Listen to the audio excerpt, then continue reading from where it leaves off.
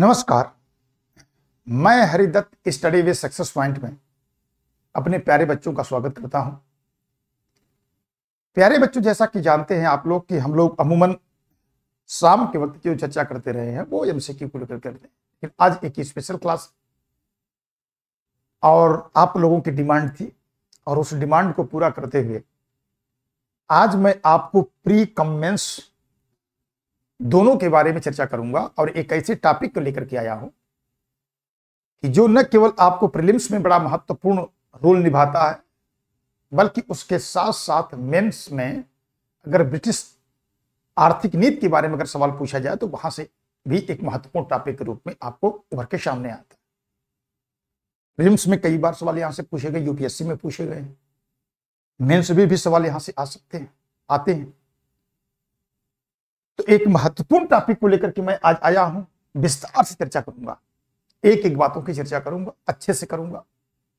आप लोग अगर किसी प्रकार का प्रश्न होगा, दुविधा होगा तो आप पूछिएगा जरूर मुझसे, कमेंट बॉक्स में मैं उसको देखूंगा। तो आइए हम लोग शुरुआत करते हैं ब्रिटिश आर्थिक नीति या ब्रिटिश भू राजस्व नीति का एक अंग, एक पार्ट की चर्चा मैं पहले ही कर चुका हूं, अस्थायी बंदोबस्त के बारे में, और आज मैं आपको रैयतबाड़ी बंदोबस्त के बारे में चर्चा करूंगा।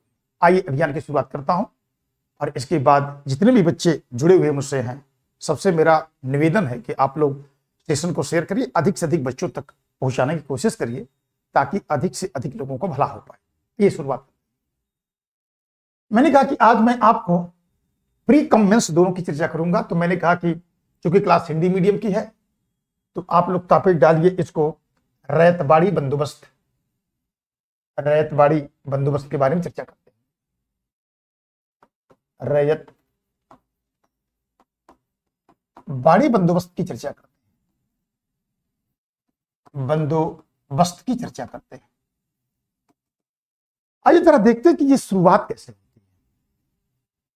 पहले मैं पृष्ठभूमि की चर्चा कर दूंगा, तो कई आयामों में इसकी चर्चा करूंगा। तो पहले इसके बैकग्राउंड में जाएं और इसको समझने की कोशिश करें कि रैयतबाड़ी होता क्या। तो जैसा कि आप जानते हैं कि जो रैयत शब्द है वो दो शब्दों से, रैयतबाड़ी दो शब्दों से मिलकर के बना है। अगर हम शब्दों के आधार पर इसका अगर विवेचन करें, शब्दों के आधार पर अगर इसका विवेचन करें तो मैंने कहा कि ये दो शब्दों से मिलकर के बनता है। पहला है रैयत और दूसरा है बाड़ी। पहला है रैयत, दूसरा है बाड़ी, और इसी को जब संयुक्त रूप से हम मिलाते हैं तो उसको रैयतबाड़ी के नाम से जानते हैं। तो रैयत का मतलब होता है किसान। रैयत का अर्थ क्या होता है? किसान। और बाड़ी का अर्थ होता है आपको प्रबंधन का। इसका मतलब यह है कि रैयतबाड़ी व्यवस्था में जो प्रबंधन होता है या जो व्यवस्था स्थापित की जाती है, तो इसी को संयुक्त रूप से अगर हम लोग देखें तो भू राजस्व नीति में अगर आप देखेंगे तो इसको हम रैयतबाड़ी व्यवस्था के नाम से जानते हैं, व्यवस्था के नाम से जानते हैं। यानी ऐसे भू राजस्व नीति, यानी परिभाषित करने के लिए कहा जाए तो आप कहेंगे कि ऐसे भू राजस्व नीति या ऐसा प्रबंधन जो किसानों के साथ भू राजस्व के अंतर्गत किया गया हो, वही आपको रैयतबाड़ी व्यवस्था है। अब मात्रा ये कि आपके मन में सवाल ये बनना चाहिए कि सर ये बताएं आपकी इसकी शुरुआत कैसे होती है और कैसे कैसे आपको जाते हैं।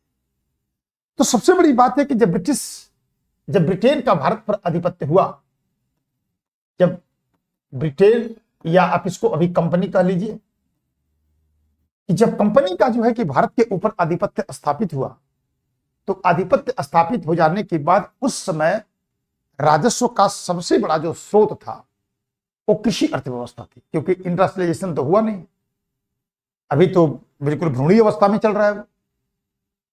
तो यहां पर आकर के कंपनी ने अनेक प्रकार की व्यवस्था को स्थापित किया, यानी भारतवर्ष को शोषण करने की प्रवृत्ति को लागू करने की कोशिश किया। इसमें पहली जो कोशिश आपने देखा था वो आपको मैंने कहा कि अस्थायी बंदोबस्त के रूप में था।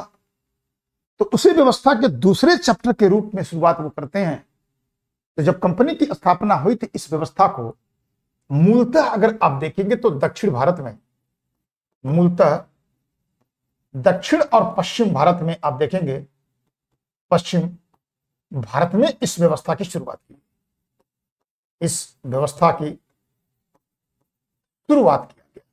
अभी मैं आपको संरचना और क्रियाविधि में इसकी चर्चा विस्तार से करूंगा। अब सवाल ये उठता है कि इसकी शुरुआत किसने किया था, तो आप कहे कर्नल रीड ने किया। कर्नल रीड ने इसकी शुरुआत किया था 1792 में। कहां से किया था, आप कहेंगे मद्रास से किया था। यानी मद्रास में से इस व्यवस्था की, आज कहेंगे कि व्यवस्था की शुरुआत हुई।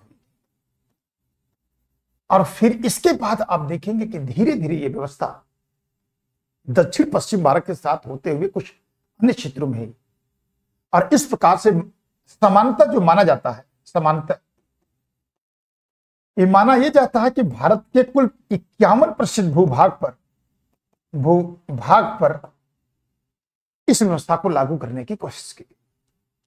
तो अभी मैंने आपको एक बैकग्राउंड, अभी कर्नल रीड आएंगे, मुनरो आएंगे, एल्फिंस्टन आएंगे, तभी मैंने एक जिस व्यवस्था के बारे में पढ़ने की कोशिश हम लोग कर रहे हैं, अभी मैंने उसकी एक पृष्ठभूमि की शुरुआत बनाई है कि एक सामान्य सा एक परिचय मैंने आपको दिया है। यानी भू राजस्व नीति में एक ऐसा प्रबंधन जो किसानों के साथ किया गया हो, उसी को हम रैयतवाड़ी व्यवस्था के नाम से जानते हैं। परिभाषा कोई पूछे तो आप बता सकते हैं। मैंने कहा जब कंपनी भारत पर स्थापित हुई या उसका आधिपत्य स्थापित हुआ, तो उसने मूलतः दक्षिण और पश्चिम भारत में एक व्यवस्था की शुरुआत करती है। और इसके जनक के रूप में आप देखें कर्नल रीड था। प्रीलिम्स में कई बार सवाल पूछा गया है। और मद्रास की भी मैं चर्चा करूंगा संरचना और क्रियाविधि में, तो आपको बताऊंगा कि मद्रास की 12 महल जिले से शुरू हुई थी। लगभग 51% भूभाग पर ये रैयतवाड़ी व्यवस्था स्थापित। तो मेरा ख्याल है कि यहां तक आप लोगों को बात समझ में आ गई होगी। मैं कमेंट नहीं लूंगा विशेष रूप से। आप आइए मैं आगे लेके चलता हूं और इसके बाद हम लोग आगे समझने की कोशिश करते हैं कि अब इसकी रैयतवाड़ी व्यवस्था को प्रेरित करने वाले कारक कौन कौन। तो आइए आगे चलते हैं। आप लिख सकते हैं कि रैयतवाड़ी व्यवस्था को प्रेरित करने वाले कारक, रैयतवाड़ी व्यवस्था को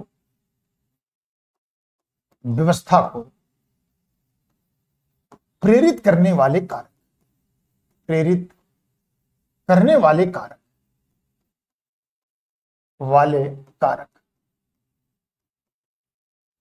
अगर मैं आपसे पूछूं कि इस व्यवस्था को प्रेरित करने वाले कितने कारक थे, तो आप मुझसे कह सकते हैं कि 3 कारक सर हो सकते हैं। कौन कौन से कारक हो सकते हैं? मैं पहले ही आपको स्पष्ट कर चुका हूं कि प्री कमेंस दोनों है। और मेरा ख्याल है कि अगर आप इसको गंभीरता से पढ़ लेंगे, देख लेंगे, तो प्री और मेंस दोनों के क्वेश्चन आपको यहां से पूरा हो जाएंगे और प्रश्न के फंसने की गुंजाइश लगभग ना के बराबर। तो मैंने कहा कि 3 प्रकार के प्रेरित कारक थे। पहला प्रेरित कारक कौन सा हो सकता है? आप कहेंगे विचारधारा एवं दृष्टिकोण का प्रभाव। विचारधारा एवं दृष्टिकोण कर सकते हैं। एवं दृष्टिकोण ने क्या किया होगा? इसको प्रेरित किया होगा। दूसरा आप क्या कर सकते हैं? ब्रिटिश औपनिवेशिक हित कर सकते हैं। ब्रिटिश औपनिवेशिक हित कर सकते हैं। औपनिवेशिक हित कर सकते हैं।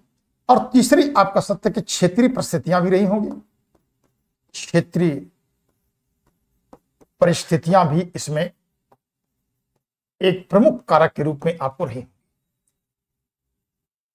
अगर इन 3 कारकों की चर्चा अगर आपसे मैं कर दूं, तो इसका मतलब है कि रैयतवाड़ी की पृष्ठभूमि को समझने के साथ साथ कौन से उसके प्रेरक कारक थे, इसको भी हम समझ सकते हैं। तो पहली विचारधारा और दृष्टिकोण का प्रभाव थी। कौन कौन सी ऐसी विचारधाराएं थी जो रैयतवाड़ी व्यवस्था को भारतवर्ष में प्रेरित करने के प्रति उत्तरदायी थी? दूसरी आप कह सकते हैं कि ब्रिटिश औपनिवेशिक हित, यानी ब्रिटेन का अपना औपनिवेशिक हित क्या इस व्यवस्था को भारतवर्ष में स्थापित करने में अपनी भूमिका निभाया। और तीसरा आप कह सकते हैं कि क्या क्षेत्रीय परिस्थितियां भी थी जिसकी वजह से कंपनी ने इस व्यवस्था को लागू किया। तो 3 कारकों की चर्चा हम लोग सामान्यतः इस व्यवस्था में कर सकते हैं। आइए सबसे पहले मैं आपको पहले कारक की चर्चा करता हूं और आपको विचारधारा और दृष्टिकोण का विस्तार से चर्चा करता हूं। तो अगले जो कारक आप जानिए इसमें, तो विचारधारा एवं दृष्टिकोण का प्रभाव, विचार धारा एवं दृष्टिकोण का प्रभाव की मैं आपको चर्चा करना चाहता हूं कि क्या इस पे कोई प्रभाव था इनका। आप कहें कि हाँ सर हो सकता प्रभाव है। पहली बात यह है कि आप जानते हैं कि जब कंपनी भारतवर्ष में आती है तो भारतवर्ष में आने के बाद अनेक ऐसे ब्रिटिश अधिकारी थे जो वैचारिक रूप से स्कॉटिश जो प्रबोधन था उससे प्रभावित थे।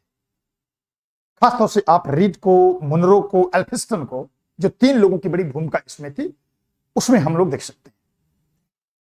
तो पहली बात आप कह सकते हैं कि इस व्यवस्था को स्थापित करने में विचारधारा दृष्टिकोण के महत्व को माना जाता है, यानी विचारधारा एवं दृष्टिकोण का महत्व स्वीकार किया है, एवं दृष्टिकोण का जो महत्व है, दृष्टिकोण का प्रभाव प्रेरित करने वाले कारक में हम मान सकते हैं। और इसमें कौन सा, मैंने कहा कि स्कॉटिश प्रबोधन का जो दृष्टिकोण है उसको हम स्वीकार कर सकते हैं। अब सबसे बड़ी बात है कि स्कॉटिश प्रबोधन क्या चीज है और इसमें किस प्रकार की व्यवस्था को स्वीकार किया जा सकता है। तो सबसे बड़ी बात है कि इस विचारधारा में आप देखेंगे कि कृषि के महत्व को स्वीकार किया गया, यानी इस विचारधारा में जो परंपरागत ट्रेडिशनल जो आपके आर्थिक मॉडल है उनको उसमें तवज्जो दी जाती है। तो आप कह सकते हैं कि स्कॉटिश प्रबोधन पर अगर देखेंगे तो भारतवर्ष में आने वाले जो ब्रिटिश अधिकारी थे, खासतौर से मैंने आपको बताया कि मुनरो की, और दूसरी मैंने चर्चा आपसे किया कि जो आपको एल्फिस्टन साहब जो थे, इनके ऊपर अगर आप देखेंगे तो दोनों के ऊपर इस विचारधारा का काफी प्रभाव। और इस विचारधारा में मैंने आपको बताया कि इस विचारधारा में जो कृषि जो थी वो कृषि को विशेष महत्व दिया जाता था, कृषि को विशेष महत्व दिया गया है। और इस विशेष महत्व में जो बिचौलियों की भूमिका उसको स्वीकार नहीं की जा सकती। माना जाता कि बिचौलियों की भूमिका कृषि अर्थव्यवस्था को कहीं न कहीं पतन की तरफ ले जाती है। और इस विचारधारा में यह मानना यह था कि जो राजस्व की व्यवस्था, भू राजस्व नीति हमको निर्धारित करनी है वो सीधे किसके साथ किया जाए। तो आप कहेंगे इसमें क्या किया जाए कि जो बिचौलिए थे, बिचौलिए की भूमिका को अस्वीकार किया जाए। बिचौलिए का मतलब क्या मैं कहना चाह रहा हूं, जमींदार से, यानी जो स्कॉटिश प्रबोधन विचारधारा थी उस विचारधारा में जमींदारों को या बिचौलियों की भूमिका को अस्वीकार किया गया। कहा गया कि अगर आप कोई भी व्यवस्था लेकर के आते हैं तो उस व्यवस्था में आप सीधे किसानों से संबंध स्थापित करिए। कितनी बेहतरीन विचारधारा है। देखिए, जब भी कभी बिचौलिया बीच में आपके आएगा कोई काम, तो आप ये मान के चलिए कि उस व्यवस्था का बंटाधार होना तय ही है, कोई रोक नहीं पाए। क्योंकि बिचौलिया जब भी आता है तो बिचौलिया आ करके समस्या ही खड़ा करता है और वो किसी समस्या का समाधान नहीं होता। तो यही कारण है कि उसमें क्या किया गया था कि कृषि अर्थव्यवस्था को विशेष महत्व देते हुए बिचौलियों को क्या किया गया, अस्वीकार किया गया। और सीधे आप देखेंगे उसमें क्या किया गया, अस्वीकार किया गया था। और सीधे किसानों के साथ, सीधे आप कहेंगे किसानों के साथ आप देखेंगे कि राजस्व को या भू राजस्व को स्थापित करने पर बल देता। किसानों से के साथ भू राजस्व स्थापित करने पर क्या करता है, आप कहेंगे बल देता है, बल देता है। और मैंने आपको बताया कि दोनों रीड से लेकर के मुनरो से लेकर के एल्फिस्टन तक इनके ऊपर स्कॉटिश प्रबोधन के विचारधारा का प्रभाव था।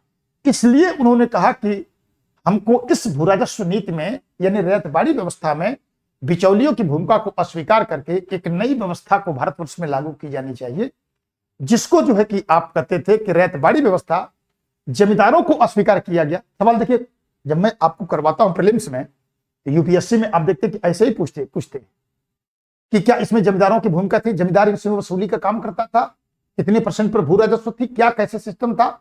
उसी में से एक बात आपको यहां समझ में आ गई कि इसमें बिचौलिए नहीं थे, सीधे सरकार का और किसानों के बीच सीधा संबंध। और किसान क्या कर रहे थे कि सरकार किसानों के साथ अपना एक बंदोबस्त लेकर के आ रही थी और उस बंदोबस्त में सीधे किसानों के साथ उनका संपर्क स्थापित हो रहा। अस्थायी बंदोबस्त में बिचौलिया आ गए थे और उसमें किस प्रकार से जो कि आप देखेंगे कि कार्नवालिस व्यवस्था को लेकर के आता है, उसको लागू करने की कोशिश करता है। हम लोग एक विस्तार से चर्चा कर चुके हैं। तो इसका मतलब यह है कि रैयतवाड़ी व्यवस्था पर विचारधारा और दृष्टिकोण का प्रभाव दिख रहा। कौन सी विचारधारा? आप कहेंगे स्कॉटिश प्रबोधन का। अब आपको प्रीलिम्स में यही पूछ लेगा कि क्या रैयतवाड़ी व्यवस्था पर विचारधारा और दृष्टिकोण के प्रभाव में या प्रेरित कारक के रूप में स्कॉटिश प्रबोधन का विचारधारा का एक पॉइंट दे दिया तो आपने कभी भीतर से तो पढ़ा नहीं है।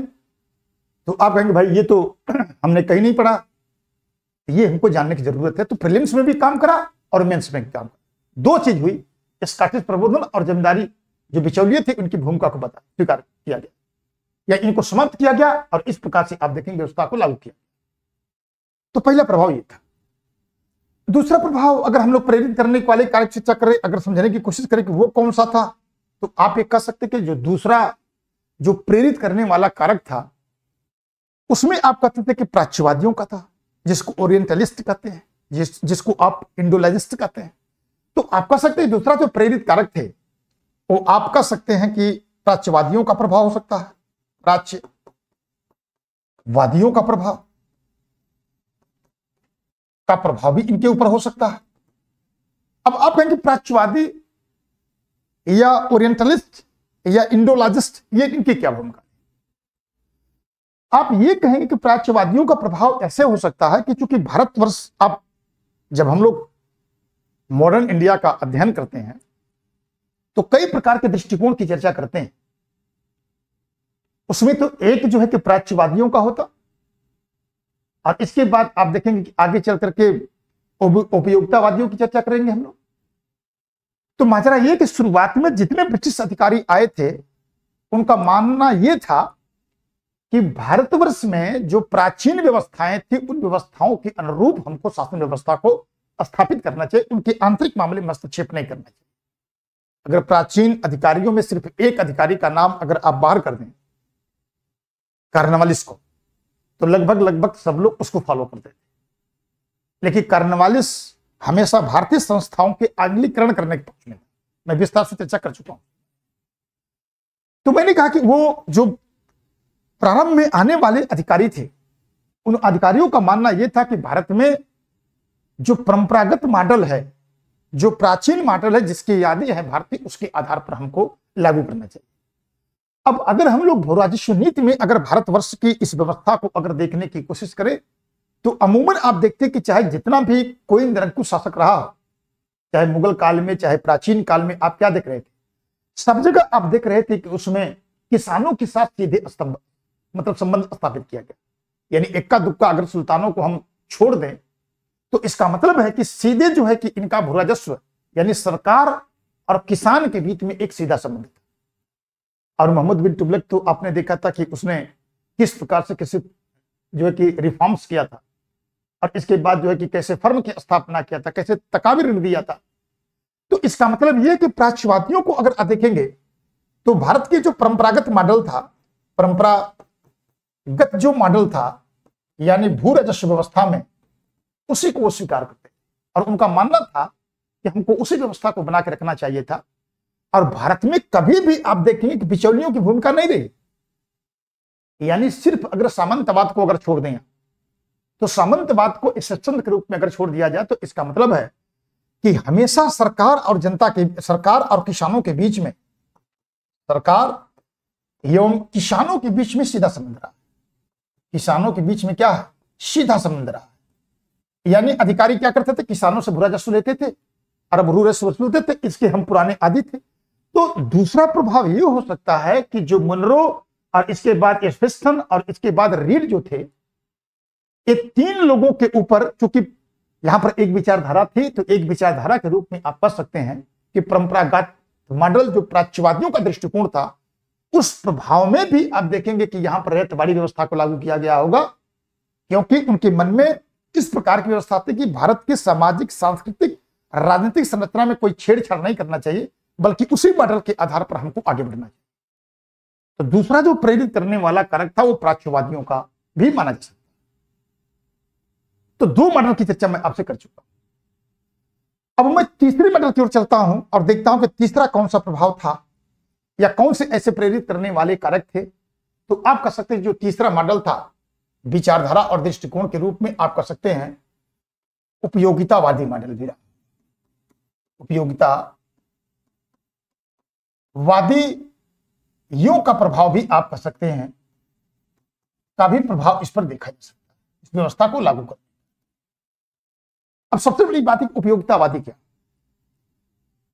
जैसा कि आप जानते हैं कि जब पश्चिमी दुनिया में जब औद्योगिक क्रांति आई तो औद्योगिक क्रांति की उपज इस विचारधारा को माना जा सकता है। जेम्स मिल से लेकर के बहुत सारे ऐसे विद्वान थे जिन लोगों ने कहा कि राज्य का उत्तरदायित्व होने, राज्य वही बेहतरीन है जिसमें अधिकतम लोगों को अधिकतम सुख मिल पाए। और उस व्यवस्था में एक नए प्रकार के मॉडल का विकास हुआ। और चूंकि मैं उसको अंदर नहीं जाऊंगा, मैं सीधे जो रैयतवाड़ी व्यवस्था टाइम कम लगे और कम टाइम में आपको बेहतरीन मैं कंटेंट दे पाऊं, इस पर मैं विचार कर रहा हूं। तो उपयोगितावादी विचारधारा में एक सिद्धांत जो कृषि अर्थव्यवस्था में आता है या उपयोगितावादी सिद्धांत में एक आता है जिसका नाम है रिकार्डो का लगान सिद्धांत। क्या नाम था? रिकार्डो का लगान सिद्धांत। रिकार्डो एक बहुत बड़े अर्थशास्त्री थे। रिकार्डो का लगान सिद्धांत, अगर हम इसको समझ लें तो हम ये कह सकते हैं कि इसका मतलब है कि इनका भी कुछ प्रभाव रहा हो। अब समस्या ये कि जो उपयोगितावादी विचारधारा में जो रिकार्डो का लगान सिद्धांत था, एक बहुत बड़े अर्थशास्त्री थे, उनका कैसे था, तो आइए मैं इसको थोड़ा समझाता हूं। रिकार्डो का मानना यह था कि कुछ मत करिए। उन्होंने कहा कि सरकार क्या करती है? सरकार टैक्स लेती है। जैसे आज मैं पढ़ा रहा हूं, जो मेरी इनकम आती है भाई वो तो मैं मेहनत कर रहा हूं, लेकिन सरकार इस बात को देखने की कोशिश करती है कि जो एक मिनिमम आपकी जो सरकार का टैक्सेशन के दायरे के अंतर्गत जो पैसा मैं कमाता हूं, अगर उससे ऊपर कमाता हूं तो सरकार की निगाह मेरे ऊपर रहती है और सरकार मुझसे टैक्स लेती है। कमाता मैं हूं, लेकिन मेरा एक उत्तरदायित्व बनता है कि मैं अगर सब में नागरिक हूं तो अगर एक नियमित आय के बाद अगर मेरी आय बढ़ती है तो मुझे सरकार को टैक्स देना चाहिए। सरकार इसी के आधार पर व्यवस्था को आगे संचालित करती है और किसी भी सभ्य नागरिक का एक उत्तरदायित्व होना चाहिए। चूंकि आप कहेंगे प्राचीन काल में कोई इंडस्ट्रियलाइजेशन नहीं था, यानी औद्योगिकरण नहीं था, कोई आप देखेंगे कि इस प्रकार की चीज नहीं थी, शुरुआत अभी हो रही थी। तो रिकार्डो ने जो है कि अपने कृषि अर्थव्यवस्था में एक लगान सिद्धांत को उसने लागू किया और वो सिद्धांत ये था, रिकार्डो का मानना यह था कि जो कृषि उत्पादन मान लीजिए है, उस कृषि उत्पादन पर उत्पादन के एक हिस्से पर सरकार कर ले सकती है। एक हिस्सा जो है कि सरकार का होना चाहिए, सरकार का उसमें एक हिस्सा होना चाहिए।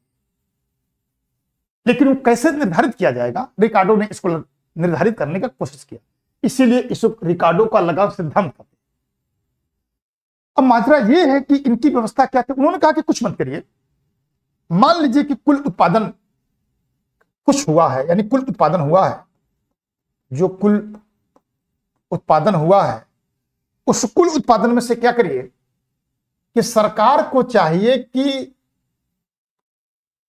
किसानों का जो उनका किसान, अगर आप देखेंगे तो उनका मानना था कि किसानों का जो भी उसमें श्रम लगा है, यानी किसानों ने कुछ श्रम किया होगा, उनका दो सिद्धांत इस पे काम कर रहा। किसानों ने श्रम किया और दूसरी बात उन्होंने ये माना कि उसने उपकरण का प्रयोग किया, यानी उस पर उन्होंने पूंजीगत निवेश किया होगा। जैसे मान लीजिए कि आज हम ट्रैक्टर खरीदते हैं या पुराने जमाने में हल और बैल रहे होंगे या कुछ इस प्रकार की चीजें रही होंगी। तो उन्होंने कहा कि किसानों का श्रम और उपकरणों का जो खर्च है, इन दोनों को कुल उत्पादन में से क्या करिए, कुल उत्पादन में से, उसमें से आप क्या करिए कि घटा दीजिए, और जो शेष बचता है, या अधिशेष का लीजिए, जो अधिशेष बचता है, अधिशेष, उस पर सरकार एक भाग का कर ले सकती है, एक भाग का कर के रूप में प्राप्त कर सकती है। आज भी तो यही होता। कंपनी जो, अगर आप देखते हैं कि सरकार टैक्स कैसे लगाती है, वो जानने की कोशिश करती है कि आपने पूंजीगत निवेश कितना किया है, आपकी कॉस्ट कितनी आई है, आपकी प्रॉफिट कितनी हुई है, प्रॉफिट के बाद जो आपने लाभ कमाया है उसको आप देखेंगे सरकार एक निर्धारित तय करती है, और इसके बाद कहती है भाई इससे ज्यादा पैसा आपने कमाया, इतना टैक्स हमको दे दीजिए। तो रिकार्डो ने इस बात को लगान सिद्धांत में बताया था, क्योंकि उसमें आप देखेंगे कि वहां सामंतवादी व्यवस्थाएं थी और राजा जो है कि आप देखेंगे कि एक प्रमुख रूप में थे। तो इसका मतलब है कि वो कहते थे कि किसानों के श्रम और उपकरणों के खर्च में से कुल उत्पादन में से अगर इनको घटा दिया जाए तो जो अधिशेष बचा हुआ है उस अधिशेष के एक हिस्से पर सरकार टैक्स ले सकती है। तो जब सरकार इस अधिशेष पर एक टैक्स ले सकती है, एक आय ले सकती है, तो इनका मानना यह था कि क्योंकि आप देखेंगे क्योंकि मामला यूरोप का था, यूरोप में जमींदार बड़े, क्योंकि पूंजीवादी अर्थव्यवस्था थी, तो उसमें आप देख रहे हैं कि यहां पर जमींदारों का बड़ा वर्चस्व था। जो जमींदार थे, जमींदारों का यहां पर देखेंगे वर्चस्व था, और जमींदारों के वर्चस्व होने की वजह से आप देखेंगे तो रिकार्डो का मानना यह था कि जमींदार तो मध्य, आप कहते थे कि एक प्रकार से आप देखेंगे परजीवी वर्ग है, ये तो कृषि सीधे करता नहीं है, ये तो किसानों के माध्यम से, उसके माध्यम से करवाता है। तो उन्होंने कहा कि ये परजीवी वर्ग है, ये स्वयं इसमें विवाद नहीं होता, परजीवी वर्ग है। और उनका यह मानना था कि अगर आप इस परजीवी के ऊपर अगर टैक्स लगाते हैं तो इसका मतलब किसानों के ऊपर कोई बहुत प्रभाव नहीं पड़ता। देखिए वहां रिलेवेंट हो सकता है क्योंकि वहां बड़े बड़े लैंडलॉर्ड थे, और बड़े बड़े लैंडलॉर्ड जो है, यही देखिए कभी कभी क्या होता कि हम लोग अंधी नकल करते हैं और अंधी नकल करके उसी बात को, उस व्यवस्था को इंप्लीमेंट कर। जैसे मैं कभी कभी टीवी पर डिबेट जब देखता हूं तो जैसे कुछ विद्वान ऐसे आते हैं कि ये अमेरिका में व्यवस्था है, ये ब्रिटेन में व्यवस्था, तो हमारे यहाँ के, अरे भाई अमेरिका और ब्रिटेन की व्यवस्था जैसी आपकी व्यवस्था नहीं है। हमको हर चीज को बड़ी गंभीरता से मूल्यांकन करना चाहिए। अब बिना मूल्यांकन करते हुए हम झम से तुलना कर देते हैं, तो झम से तुलना नहीं करनी है, हमको उसके नकारात्मक सकारात्मक पहलू का अध्ययन करने के बाद अगर आपको लगता है कि भारत के परिस्थितियों के अनुकूल अगर है तो आप कर लीजिए, कोई दिक्कत नहीं। लेकिन अगर आपको लगता है कि उसमें कुछ हमको जो है रिफॉर्म्स करने की जरूरत है, रिफॉर्म करिए आप उसको। तो व्यवस्था ये कि वहां आप देखें कि जमींदारी वर्ग, जमींदारों का वर्चस्व था, तो उन्होंने कहा कि परजीवी वर्ग है और उनके ऊपर टैक्स लगाने से किसी उत्पादकता पर कोई असर नहीं पड़ेगा। जबकि भारतवर्ष में आप देखेंगे कि जमींदारी वर्ग उस समय थी नहीं। अभी आप देखें कि बड़े बड़े किसान थे और किसानों के ऊपर कृषि सब लोग करते थे, अपने भूमि के मालिक हैं। इसका मतलब है कि इनका यह कहना था कि परजीवी वर्ग है और इनके ऊपर कर निर्धारित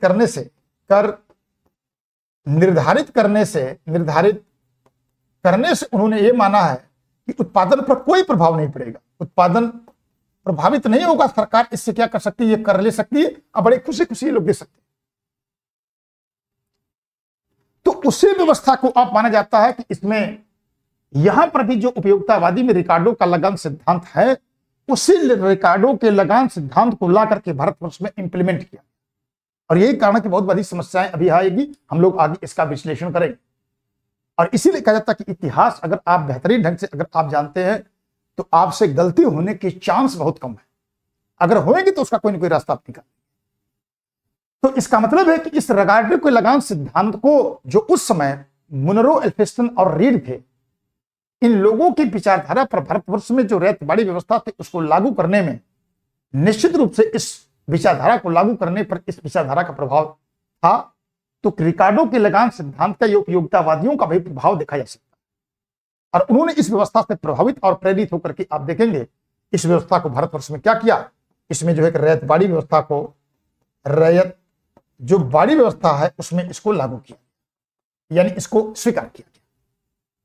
तो तीसरा आप कह सकते विचारधारा और दृष्टिकोण में तीसरी विचारधारा थी जिसमें आप कह सकते कि इसमें लागू हो सकता। तो जो पहली पॉइंट मैंने आपको लिखा था, विचारधारा में दृष्टिकोण का प्रभाव, यानी इसके ऊपर लागू करने में उनकी क्या भूमिका था, प्रेरित करने में क्या भूमिका थी, तो ये भूमिका थी। संभवतः आप लोगों को बेहतरीन ढंग से समझ में आया होगा, क्योंकि व्यवहारिक भाषा में जाकर के मैं आपको समझाने की कोशिश कर रहा हूं। तो पहला आपको प्रेरित कारक तो आपको ये।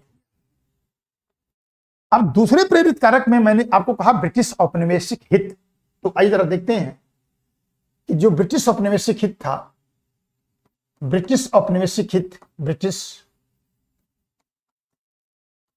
औपनिवेशिक हित की अगर बात करें, औपनिवेशिक हित की अगर बात किया जाए, तो आप ये कह सकते हैं कि यह बात तो सही है कि भारतवर्ष में रैयतवाड़ी व्यवस्था को लागू करने में विचारधारा और दृष्टिकोण का प्रभाव तो हो सकता है, लेकिन सबसे महत्वपूर्ण कारक था ब्रिटिश औपनिवेशिक हित। अब आइए जरा सा इसका विश्लेषण कर सकते हैं कि कैसे ब्रिटिश औपनिवेशिक हित क्या क्या हो सकता है। तो पहले मैं आपको चूंकि आपको पहली लाइन में लिख देना, जब आप मेंस में पार्टिसिपेट करने जाएंगे तो एग्जामिनर को पहले ही इस बात का एहसास करवा देना कि हाँ, दृष्टिकोण का प्रभाव हो सकता है, हम उसको स्वीकार करते हैं।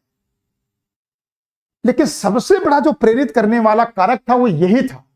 मान लीजिए कभी प्रीलिम्स में आपसे पूछे, जैसे यूपीएससी जब मैं पेपर सॉल्व करवाता हूं प्रीलिम्स में, तो आप देखते हैं ना कि जैसे जो बच्चे थोड़ा कम जानने वाले होते हैं वो सोचते हैं कि भाई कि नहीं हमने तो विचारधारा का प्रभाव पढ़ लिया था, और बिल्कुल अड़ जाते हैं उसी पर कि नहीं साहब जो है कि इसको मैंने फला किताब में पढ़ा। और यूपीएससी आपको बिल्कुल गहराई तक समझने की कोशिश करती है। तो आप पहले ही लाइन में कह दीजिए कि रैयतवाड़ी व्यवस्था में विचारधारा दृष्टिकोण का प्रभाव हो सकता है, लेकिन सबसे महत्वपूर्ण जो प्रभाव था, जो प्रेरित करने वाला कारक था, वो आपको ब्रिटिश औपनिवेशिक। तो आप कह दीजिए, पहले ही बता दीजिए इनको, रैयतवाड़ी व्यवस्था में विचारधारा दृष्टिकोण का प्रभाव तो हो सकता है, विचारधारा दृष्टिकोण का प्रभाव हो सकता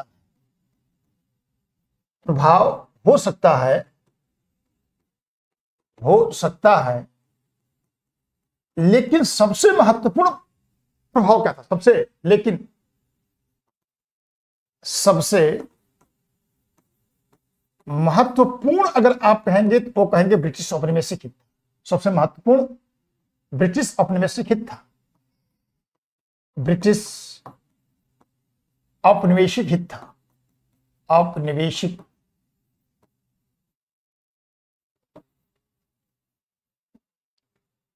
वैश्विक हित था।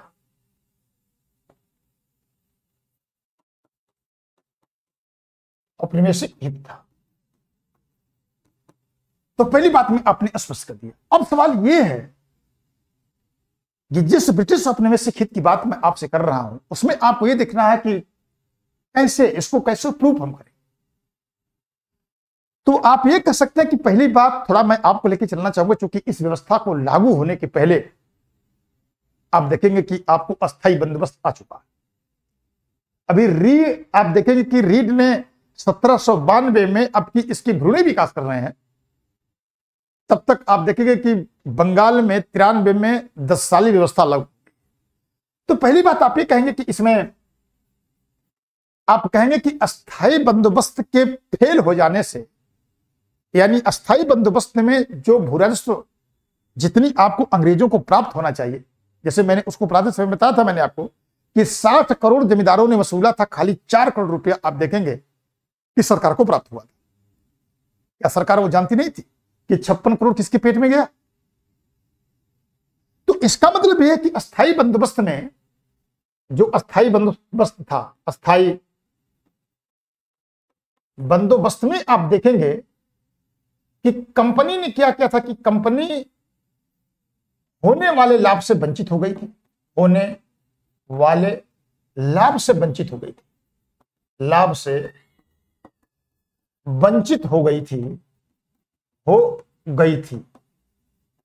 अब स्वाभाविक रूप से अब एक ऐसी व्यवस्था को चाहिए था कि जो इस लाभ को, जो इस होने वाला कृषि अर्थव्यवस्था का विकास था, उसको कैसे कंपनी उसको अधिक से अधिक अचीव कर पाए। तो एक नई व्यवस्था की जरूरत थी। तो आप कहेंगे लाभ से वंचित हो गई थी, इसी कारण उसने क्या किया, इसी कारण नई व्यवस्था को लागू किया, और वो नई व्यवस्था क्या थी आपकी वो नई व्यवस्था थी आपको रैयतवाड़ी व्यवस्था। तो जो आने वाले लाभ से अस्थायी बंदोबस्त में जो होने वाला लाभ था, उस लाभ से कंपनी को नुकसान हुआ, तो कंपनी अब एक अपनी वैकल्पिक व्यवस्था के चक्कर में पड़ी हुई थी कि इनको कैसे रिप्लेसमेंट किया जाए और एक नई प्रकार की व्यवस्था लेकर के आया, ताकि जो कृषि अर्थव्यवस्था का इस बीच में डेवलपमेंट हुआ उससे कंपनी को लाभ पहुंचे। तो अस्थायी बंदोबस्त के परिप्रेक्ष्य में अगर आप देखेंगे तो उन्होंने एक नई व्यवस्था को लेकर के आए, कंपनी अपने लाभ के चक्कर में पड़ी हुई। और इस लाभ के परिप्रेक्ष्य में एक ऐसी व्यवस्था थी कि जो किसानों से मैक्सिमम लेवल तक उनके उत्पादन के हिस्सा को प्राप्त किया, और उसी परिप्रेक्ष्य में अपने हित के संदर्भ में इस व्यवस्था को लेकर के आई। आप ये बता सकते। तो पहली बात ये। दूसरी बात क्या था? अगली बात आप कह सकते हैं कि इस समय कंपनी खर्चीले युद्ध में उलझी हुई। कंपनी क्या थी? आप कहेंगे कंपनी इस समय जो खर्चीले युद्ध थे, खर्चीले युद्ध में आप देखेंगे कि उलझी हुई थी, उलझी हुई थी। और आप देखेंगे कंपनी, अगर आप चर्चा करेंगे तो आप देखिए ना कि 1792 में सबसे पहले इस व्यवस्था को लागू किया गया, 12 महल के रीड ने लागू किया। और इस पीरियड में आप क्या देख रहे हैं कि पश्चिम और दक्षिण भारत में कंपनी एक जो है कि युद्ध में उलझी हुई है। अभी आपने देखा कि कॉर्नवालिस ने जो है कि मैसूर की युद्ध समाप्त किया, और इधर आप देख रहे हैं कि पूरा जो है कि फिर चतुर्थ आगल मैसूर युद्ध की पृष्ठभूमि की शुरुआत भी हो चुकी है। जब वेलेस्ली आएगा तो आप देखेंगे कि उसकी शुरुआत होगी। इधर मराठों के साथ आप उलझे हुए हैं, और जगह जगह जो है कि अनेक प्रकार के युद्धों में कंपनी उलझी हुई है। तो स्वाभाविक सिद्ध है कि कंपनी इस समय खर्चीले युद्ध में उलझी हुई थी, और इस समय उसको बहुत अधिक धन की जरूरत थी ताकि वो युद्ध के समय होने वाले खर्च की भरपाई करे। और अस्थायी बंदोबस्त में आपने अस्थायी कर दिया था, आप टैक्स बढ़ा नहीं सकते, आप कुछ दिक्कत, क्योंकि आपने कहा भाई 10 साल तक व्यवस्था लागू रहेगी। तो इसका मतलब यह है कि अब कंपनी एक खर्चीले युद्ध में उलझी हुई थी और उसको धन की बहुत अधिक आवश्यकता थी, धन की बहुत अधिक आवश्यकता थी। और इस अधिक आवश्यकता के परिप्रेक्ष्य में अगर आप देखेंगे तो उसने क्या किया, बहुत अधिक धन की आवश्यकता थी, तो एक नई व्यवस्था की इसको जरूरत थी, नई भू राजस्व व्यवस्था की जरूरत थी। और उसी व्यवस्था के रूप में अगर आप देखेंगे तो कंपनी क्या करती है कि आप कहेंगे कि कंपनी एक नई व्यवस्था को लेकर आती है, और रैयतवाड़ी व्यवस्था को इसी परिप्रेक्ष्य में क्या किया गया, लागू किया गया, ताकि इससे किसानों से अधिकतम रूप में राजस्व को प्राप्त किया। तो इसका मतलब है कि अब आपको समझ में आ गया। अब जैसे मान लीजिए कभी आपको 60 नोट्स में अगर पूछे कि अस्थायी बंदोबस्त को लागू करने में ब्रिटिश औपनिवेशिक की क्या भूमिका थी, तो आपको यही लिखना।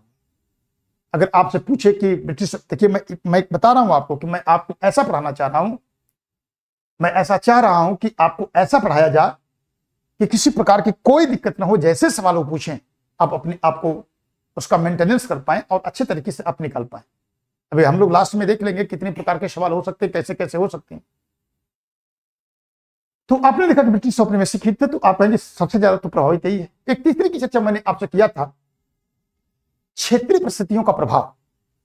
एक तीसरी चर्चा जो मैंने किया था आपको, वो थी आपकी क्षेत्रीय परिस्थितियों का प्रभाव, क्षेत्रीय परिस्थितियों का प्रभाव, परिस्थितियों का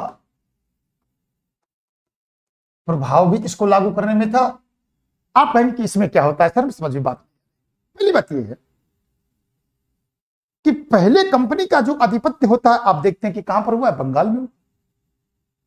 और बंगाल में अपनी आधिपत्य को स्थापित करने के बाद कंपनी धीरे धीरे पश्चिम और दक्षिण भारत में भी अपने पांव पसारना शुरू कर दिया। अब सबसे बड़ी बात है कि आप कहेंगे कि जो दक्षिण भारत था, दक्षिण और पश्चिम भारत आप देखेंगे, कंपनी को चाहिए था कोई, उनको ऐसा चाहिए था कि कोई ऐसा मिले कि जो कंपनी का सहयोग करे यहां के भू राजस्व में। तो पहली बात यह कि कंपनी का जब विस्तार हुआ तो आप कहेंगे सबसे पहले कंपनी कहां स्थापित हुई, कंपनी का जो आधिपत्य था, आधिपत्य वो कहां पर हुआ? आप कहेंगे बंगाल में हुआ। सबसे पहले कंपनी का आधिपत्य बंगाल में स्थापित हुआ, और बंगाल में स्थापित होने के बाद आप देखेंगे कि कालांतर में इसने दक्षिण पश्चिम, कालांतर में इसने क्या किया? कालांतर में आप कहेंगे कि दक्षिण और पश्चिम भारत में, दक्षिण एवं पश्चिम भारत में अगर आप देखेंगे इसका आधिपत्य स्थापित हो, आधिपत्य स्थापित हो। अब सबसे बड़ी बात यह थी कि बंगाल में आप देखें कि जमींदारी व्यवस्था थी, वहां पर जमींदारों का एक प्रभुत्व था, लेकिन सबसे बड़ी बात है कि बंगाल में जमींदारी व्यवस्था, जमींदारों का एक सशक्त जमींदार वर्ग था, तो उनके साथ तो इनका पैक्ट बन गया अस्थायी बंदोबस्त में। लेकिन दक्षिण और पश्चिम भारत में इस प्रकार के कोई जमींदारी, शक्तिशाली जमींदारी वर्ग नहीं था। इसका मतलब ये मैं आपको सकता हूं कि बंगाल में आप कह सकते हैं कि जमींदार वर्ग थे, और इसके बाद जो है कि उनके साथ उन्होंने संतुलन स्थापित करने की कोशिश की, लेकिन दक्षिण और पश्चिम भारत में नहीं थे। तो वहां की क्षेत्रीय परिस्थितियां कैसी थी? वहां की क्षेत्रीय परिस्थितियां ऐसी थी कि जब वहां पर कोई शक्तिशाली वर्ग है ही नहीं, तो आखिर आप जो है कि किनके साथ राजस्व स्थापित करेंगे? तो पहली बात यह कि मैंने कहा कि बंगाल में, पहले बंगाल में थे, फिर दक्षिण और पश्चिम भारत में थे। तो आप देखेंगे बंगाल में, अगर हम बंगाल की बात करें तो बंगाल में आप देखेंगे कि शक्तिशाली जमींदार वर्ग था, शाली जमींदार वर्ग था, उनके साथ संबंध स्थापित कर लिए। लेकिन दक्षिण और पश्चिम भारत में, दक्षिण और पश्चिम भारत में अगर आप देखेंगे, भारत में तो इनका अभाव था, यानी जमींदारों का अभाव था, जमींदारों का अभाव था, यानी कोई ऐसा शक्तिशाली वर्ग नहीं था जिनके बल पर जो है व्यवस्था को लागू किया। और यही कारण है कि इसमें क्या किया गया? आपका तो क्षेत्रीय परिस्थितियां ही ऐसी थी कि जिसे इन्होंने क्या किया? आप कहेंगे किसानों के साथ उन्होंने भू राजस्व को स्थापित किया, भू राजस्व व्यवस्था को उन्होंने क्या क्या स्थापित किया।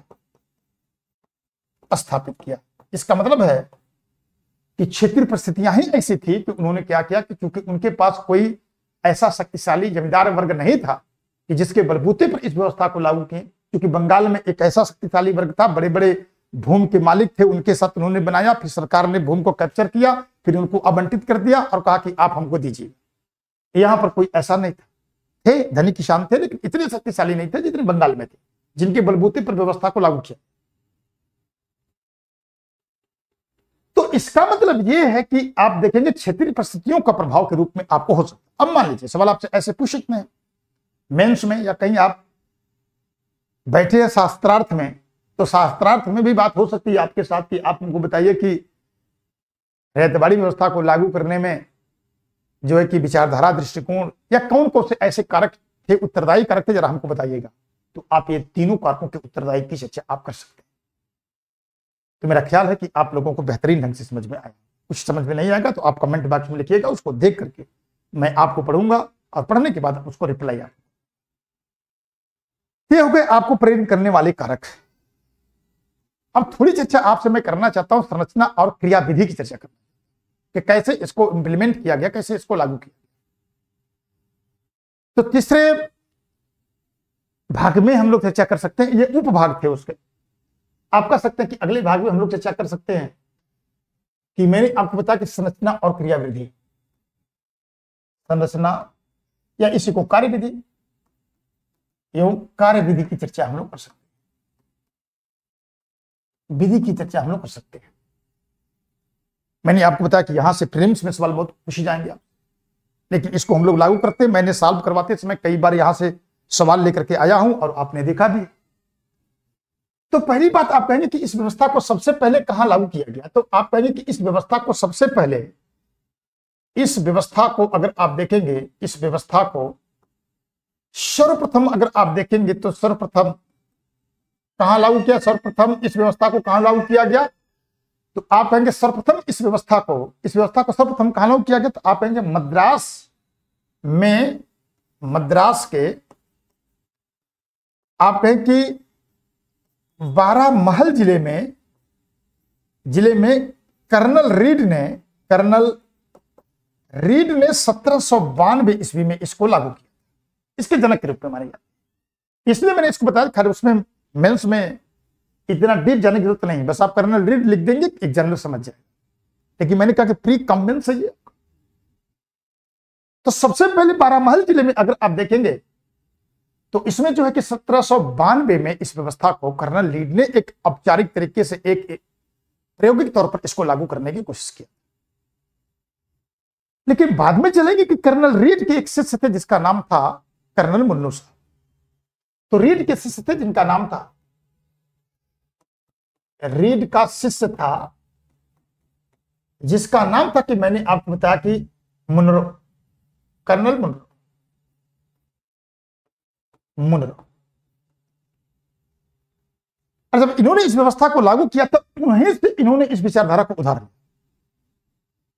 और जब यहां पर आप देखेंगे गवर्नर के पद पर जब नियुक्त किए गए, सवाल कई बार आपको प्रीलिम्स में पूछा गया है, तो इसमें आप देखेंगे कि इन्होंने जब इनको यहां के गवर्नर बनाया गया, यहां का गवर्नर बनाया गया, और इनका पीरियड भी कई बार पूछा गया है आपसे, 1819-20 से लेकर के और 27 के बीच में जब यहां पर थे ये, तो उन्होंने इस व्यवस्था को लागू किया। इन्होंने क्या किया, इसकी व्यापकता, इसको आप कहेंगे कि व्यापकता इन्होंने प्रदान किया। इसके बाद अगर आप देखेंगे तो इस व्यवस्था को अगर पश्चिम भारत में अगर कोई कहे इस व्यवस्था को, और पश्चिम भारत में, यानी इस व्यवस्था को पश्चिम भारत में, इस व्यवस्था को अगर आप देखेंगे कि पश्चिम भारत में किसने लागू किया, तो आप कहेंगे इस व्यवस्था को पश्चिम भारत में किसने लागू किया था, तो आप ये कहेंगे कि इस व्यवस्था को पश्चिम भारत में एल्फिंस्टन ने लागू किया। एल्फिंस्टन ने इसे क्या किया था, एल्फिंस्टन ने इसे बंबई में इसे लागू किया था, बंबई में लागू किया। और ये एल्फिंस्टन साहब जो थे वो कर्नल मुनरो के शिष्य थे। तो इस प्रकार से आप देखेंगे कि पहली बात मैंने आपको प्रीलिम्स के दृष्टिकोण से और मेंस के दृष्टिकोण से, दोनों दृष्टिकोण से आपको दे दिया कि मद्रास से शुरू हुई व्यवस्था कर्नल रीड, उनके शिष्य कर्नल मुनरो, फिर उनके शिष्य एल्फिंस्टन के द्वारा आप देखेंगे इस व्यवस्था को दक्षिण और पश्चिम भारत व्यवस्था में इसको लागू कर। तो मेरा ख्याल है कि आपको प्रीलिम्स में अगर सवाल कोई पूछेगा तो आप ध्यान रखिएगा कि कर्नल मुनरो नहीं, पहले कर्नल रीड है 1792 में लागू करते, प्रयोग के तौर पर लागू करते हैं। फिर धीरे धीरे इस व्यवस्था से प्रभावित होता है उनका चेला कर्नल मुनरो, ये लागू करता है। फिर इनका चेला प्रभावित होता है जिसका नाम था एल्फिंस्टन, इसने लागू किया। तो पूरा दक्षिण और पश्चिम भारत में, सिंध तक, यहां तक कि आप आसाम में भी कुछ व्यवस्था में इसको लागू करते हुए देखेंगे। तो इसका मतलब है कि आप देखेंगे कि इस व्यवस्था को आप देखेंगे इस प्रकार से, आप देखेंगे इस व्यवस्था को कैसे शुरू किया गया, कैसे लागू किया गया। अब थोड़ी सी इस व्यवस्था में कौन कौन से पॉइंट है, क्या क्या इंप्लीमेंट किया गया, उसके बारे में थोड़ा सा देखिए। तो पहली बात, तो पहली पॉइंट तो आपको ये है। दूसरी पॉइंट में अगर इसी में बात करेंगे तो दूसरी बात आप कहेंगे व्यवस्था किसके साथ लागू, तो मैंने कहा था किसानों के साथ। इसमें क्या किया गया कि सबसे पहले किसानों का पंजीकरण किया गया। किसानों का क्या किया गया, रैयतों का क्या किया गया, यहां मैं पुस्तक में रैयत लिख दे रहा हूं। किसानों यानी रैयतों का क्या किया, पंजीकरण किया गया। इनका क्या किया, पंजीकरण किया गया। और इस पंजीकृत किसानों के साथ आप देखेंगे भू राजस्व को लागू किया गया, यानी पंजीकरण किया गया। और इन्हीं के साथ आप देखेंगे, इन्हीं के साथ आप कहेंगे भू राजस्व को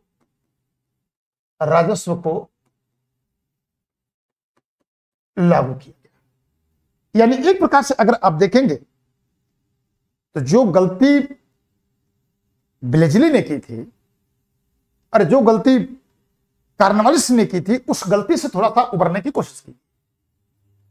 उसमें आप देखेंगे कि भू राजस्व किनके साथ, जब मैं आपको जो है कि ग्रांट की बात और सरसोर की बात पढ़ा रहा था तो मैंने आपको विस्तार से बताया था कि उनसे पूछा गया था किनके साथ किया, उन्होंने कहा कि जमींदारों के साथ।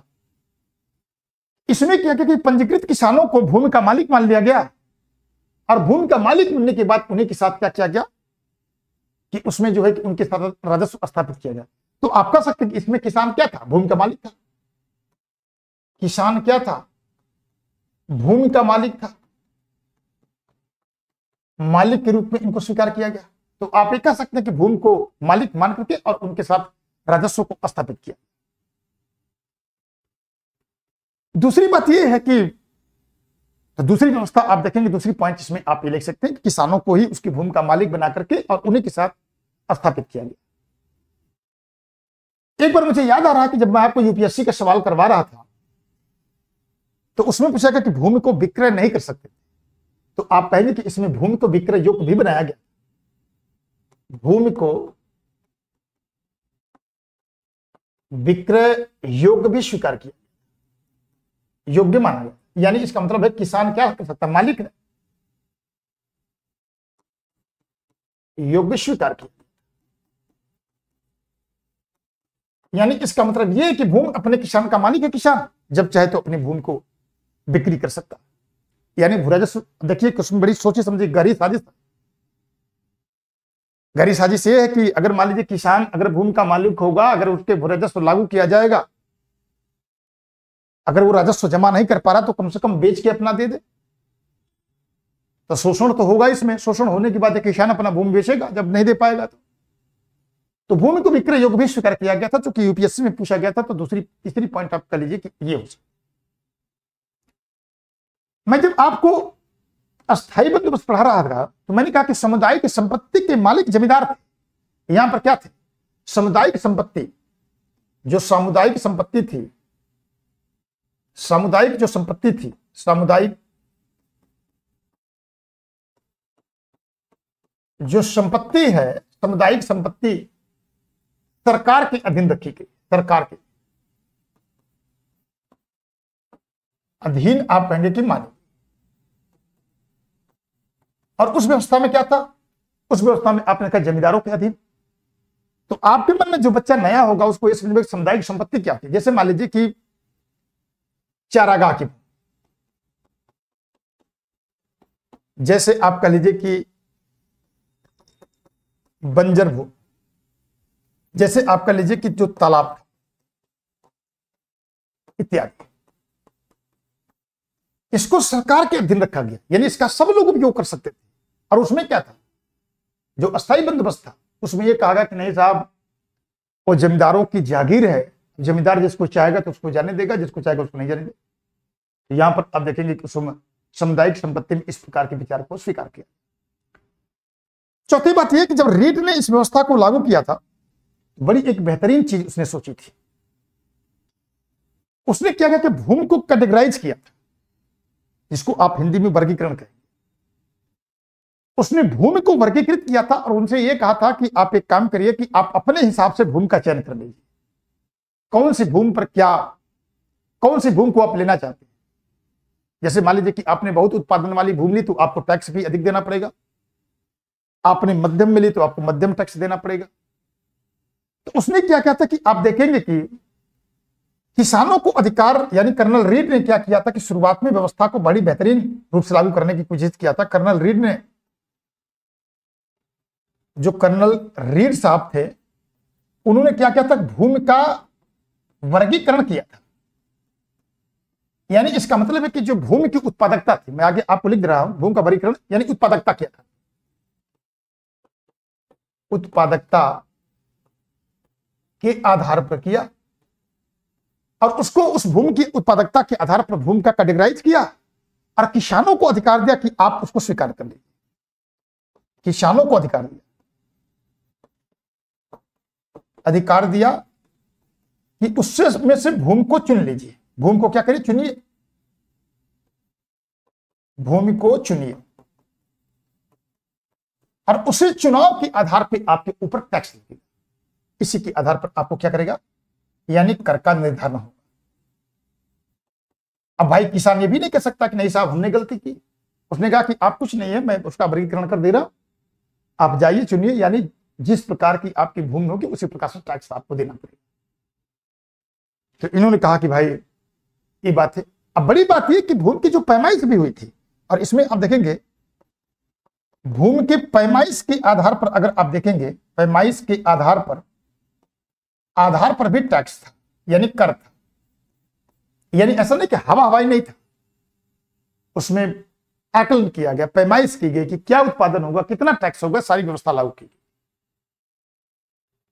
तो महत्वपूर्ण बिंदुओं के रूप में जो संरचना और क्रियाविधि या कार्यविधि थी, आप कह सकते हैं कि उसमें अगले पॉइंट में आप कह सकते हैं कि इसमें इन व्यवस्थाओं को लागू किया गया।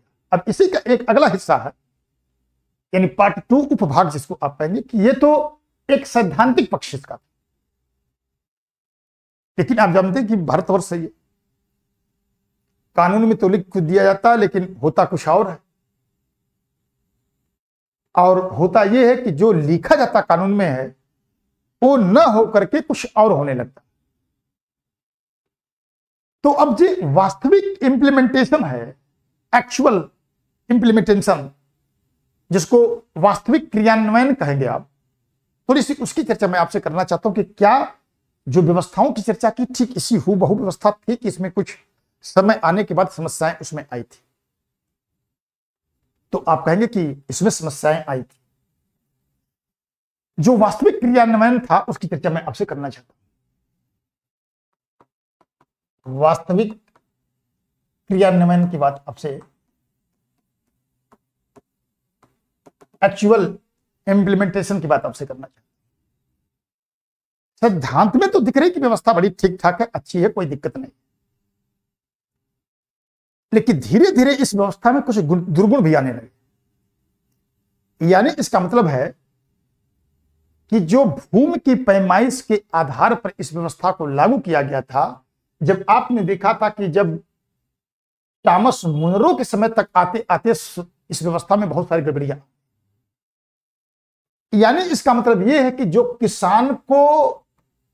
किसान को भूमि का चुनाव करने का, भूमि का चुनाव करने का जो अधिकार था, चुनाव का जो अधिकार था, अधिकार वो 1820 तक आते आते समाप्त किया गया। शुरुआत में तो व्यवस्था थी ठीक, यहां तक आते आते आप देखेंगे, क्योंकि मैंने कहा ना कि कंपनी का ब्रिटिश औपनिवेशिक हित था, कंपनी को इससे लेना देना नहीं था कि आपका किसान ठीक है, मर रहा है, जी रहा है, क्या कर रहा है। कंपनी का कोई सरोकार नहीं इनसे था। कंपनी का सीधा सीधा विचार यह था कि कैसे हम मैक्सिमम लेवल तक हम यहां से शोषण कर पाए, कैसे पैसा प्राप्त कर पाए, कैसे हम धन की उगाई कर पाए। तो पहली बात है कि 1820 तक आते आते किसानों की भूमि पर चुनाव करने का अधिकार छीन लिया गया। अभी तक आपने देखा कि अब उनको क्या किया, आप कहेंगे उन पर ऊपर जो भूमि थी, भूमि आप कहेंगे उनके ऊपर थोपी गई। आपको इसी भूमि पर काम करना है। अब तक आपने देखा था कि पैमाइश हो रही थी, पैमाइश के स्थान पर अगर आप देखेंगे तो अब अनुमान किया जाने लगा, अनुमानित आधार पर होने लगा। तो स्वाभाविक चीज है कि जब अनेक प्रकार की समस्याएं आएंगी, और आपने जैसे सपोज करिए कि मान लीजिए मैं संस्था चलाता हूं, संस्था चलाते समय मान लीजिए कि 100 लड़के एडमिशन में यहाँ ले रहे हैं। अब कोई व्यक्ति मुझसे पूछेगा कि एक बच्चे की फीस कितना लेते हो, तो मैंने कहा कि मैं हिस्ट्री की 6000 लेता हूं।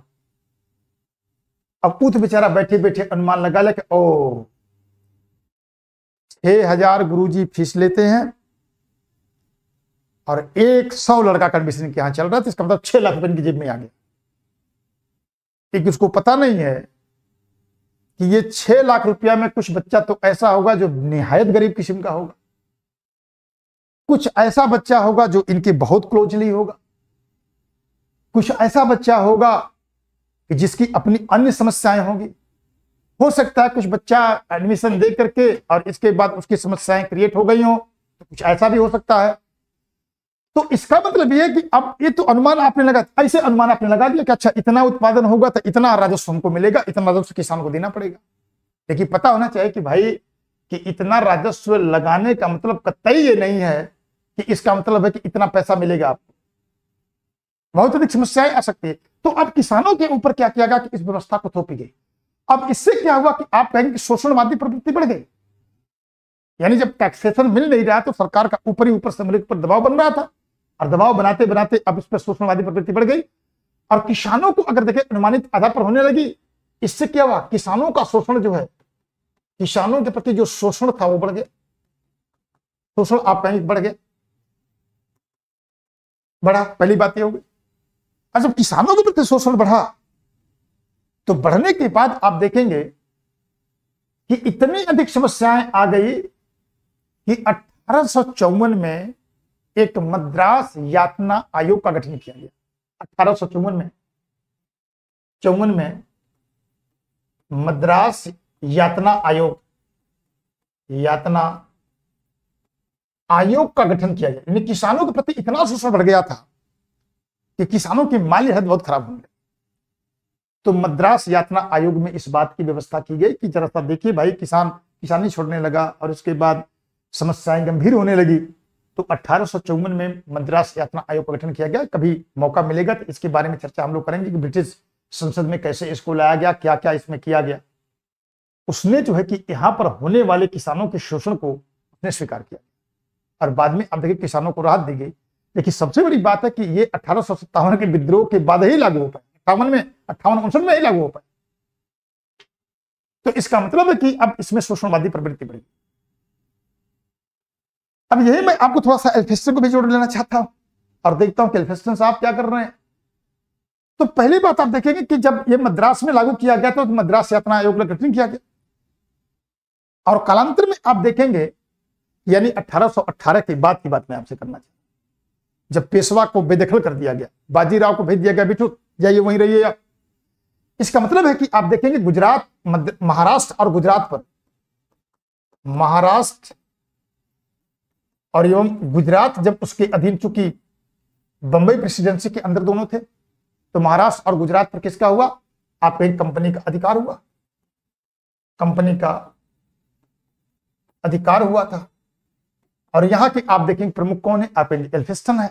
एल्फिंस्टन ने क्या किया, एल्फिंस्टन ने आप देखेंगे इस पश्चिमी भारत में आप देखेंगे कि इस व्यवस्था को लागू किया, पश्चिम भारत में व्यवस्था को लागू किया।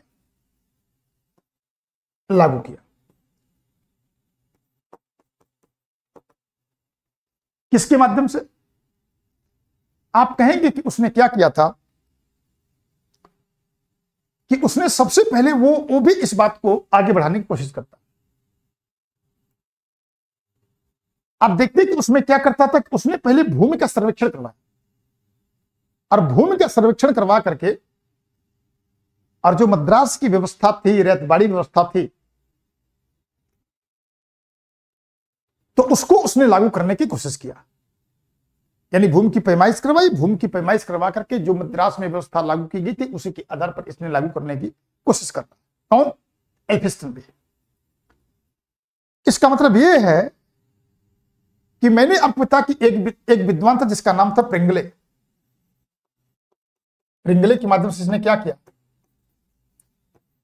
भूमि की पैमाइश करवाई, पैमाइश करवाया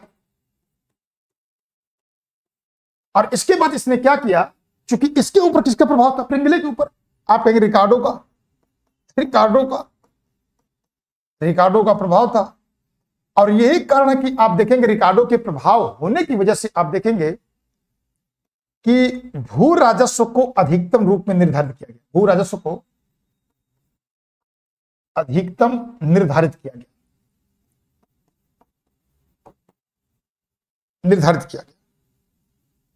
यानी किसानों का शोषण यहां भी प्रभावित हो गया।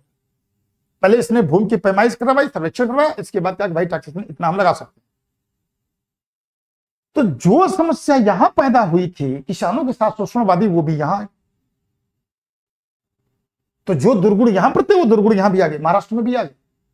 और महाराष्ट्र में आने के बाद आप देखेंगे कि फिर से यहां पर एक आयोग का गठन किया गया कि भाई किसानों की स्थिति खराब हो रही है गोल्ड स्मिथ के नेतृत्व में।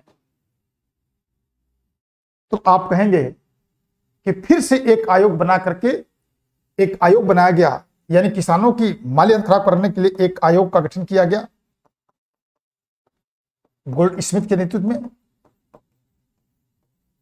और इस आयोग ने भी इस बात की जानकारी दी कि यहां पर किसानों का मैक्सिमम लेवल तक शोषण हो रहा।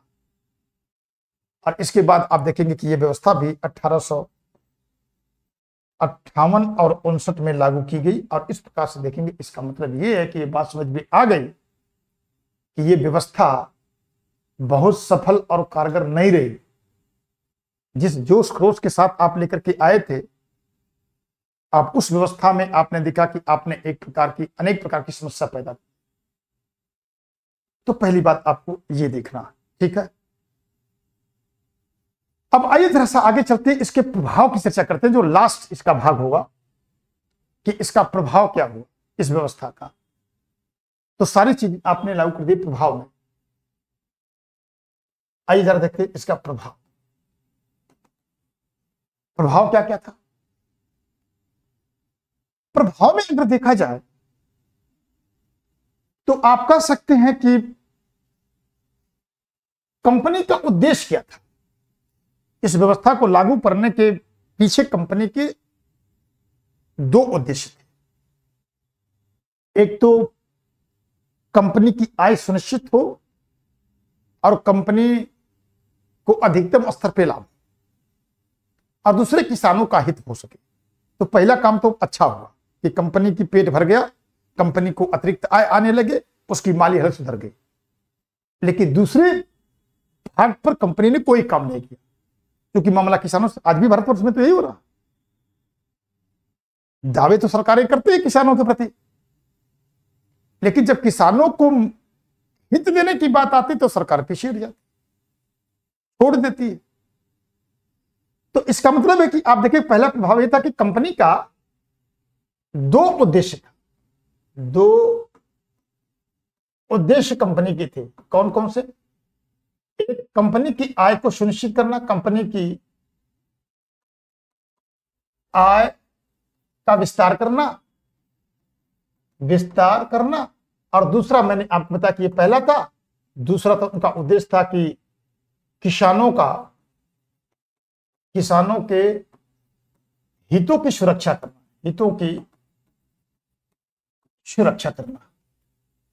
तो आप ये कहेंगे कि इसमें तो कंपनी सफल रही। क्यों?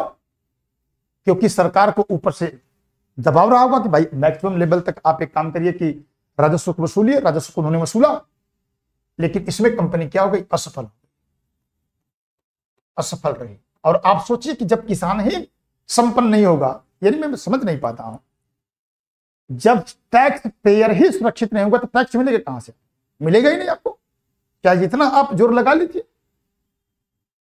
तो इसका मतलब है कि किसानों जो टैक्स पेयर था, उसमें टैक्स पेयर का ख्याल आपने नहीं रखा। और आप कब लेके आ रहे हैं? आप किसानों को रैयतों के सुधार के परिप्रेक्ष्य में जो नियम कानून है, जो वित्तीय सुधार है, वो लेके आ रहे आप 58 और 59 में। वो भी 1857 का विद्रोह न होता तो शायद वो भी लागू ना होता। तो पहली बात यह है कि कंपनी अपनी आय को विस्तार करने में, अधिकतम करने में सफल तो हो गई, लेकिन किसानों को उनके नियत पर छोड़ दिया गया। तो पहली प्रभाव तो ये पड़ा, किसानों की माली हालत बिगड़ने लगी। दूसरी बात क्या? दूसरा प्रभाव क्या हो सकता? आप कहेंगे कि कंपनी को अगर आप देखेंगे तो इसमें भू राजस्व की दर इतनी निर्धारित की गई थी। कंपनी यानी इस व्यवस्था में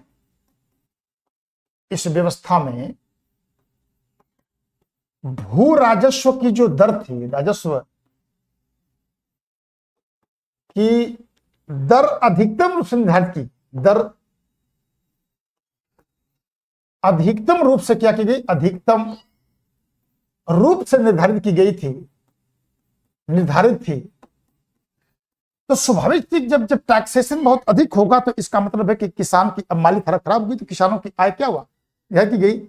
इससे किसानों की आय में कमी आई, किसानों की आय कम हुई। अब मान लीजिए कि मैं कमा रहा हूं, सरकार जबरदस्ती मुझसे टैक्स लेना शुरू कर देगी, तो मैं एक दिन सब बंद कर दूंगा, भैया हटाओ, हो गया, काम खत्म। तो आपने क्या किया कि इतना दर निर्धारित कर दिया कि किसान की आय भी कम होने लगी। अब उसको आज भी देखते हैं भारतवर्ष में क्या करते हैं, यही कहते हैं ना, किताब जो है कि कृषि घाटे का सौदा है। तो इसका मतलब है कि आप देखेंगे निर्धारित की गई, जिसमें किसानों की आय कम हुई, कमी नहीं हुई। अब किसान इतना कमजोर हो गया कि इसने राजस्व को जमा, यानी मरते दम तक अपनी भूमि को बचाने का प्रयास वो कर रहा, और मरते दम तक अपने इस भूमि को बचाने का प्रयास कर रहा है। तो राजस्व दर कम होने की वजह से, निर्धारित दर अधिक होने की वजह से इसने क्या किया, महाजनों से कर्जा लेना शुरू कर दिया। महाजनों से कर्जा लेना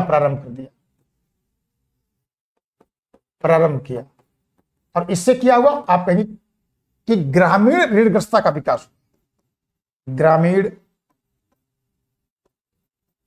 ऋणग्रस्तता का विकास हुआ।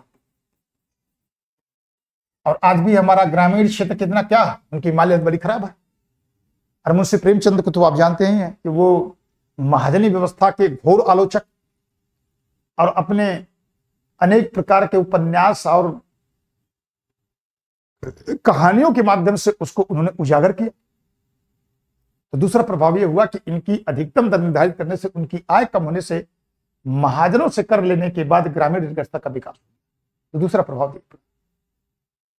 तीसरी बात का प्रभाव क्या कर सकते हैं, तीसरी प्रभाव की बात की चर्चा मैंने आपसे किया था कि भूमि को विक्रय योग्य बना दिया गया था। भूमि को आपने क्या किया था, विक्रय योग्य बनाया, आपने विक्रय योग्य बना दिया था। और चूंकि कर की दर बहुत अधिक है, तो कर की दर बहुत अधिक होने की वजह से और भूमि को विक्रय योग्य बनाने से छोटे किसानों ने क्या कि अपने भूमि को बेचना शुरू कर दिया। छोटे किसानों ने क्या किया, भूमि को बेचना प्रारंभ कर दिया। और बड़े किसानों ने किया क्या, उनकी भूमि को लेना शुरू कर दिया। इसका मतलब बड़े किसान क्या किए, बड़े किसान इस भूमि को खरीदना शुरू कर दिया, खरीद लिया। और इससे समस्या यह पैदा हुई कि छोटा किसान अपने भूमि पर बटाईदार बन गया। और कृत्रिम रूप से अगर आप देखेंगे, कृत्रिम रूप से जो जमींदार वर्ग है, जमींदार वर्ग पैदा हो गया,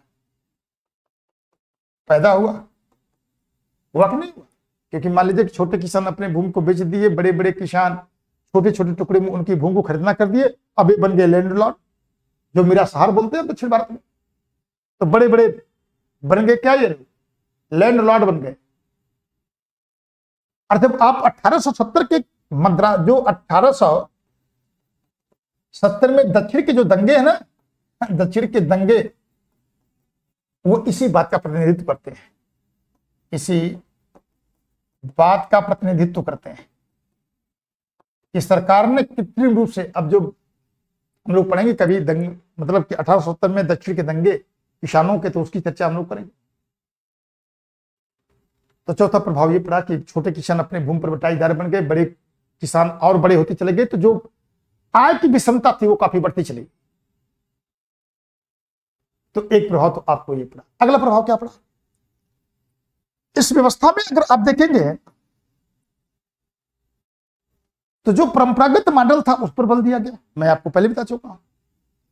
तो इसका मतलब है कि परंपरागत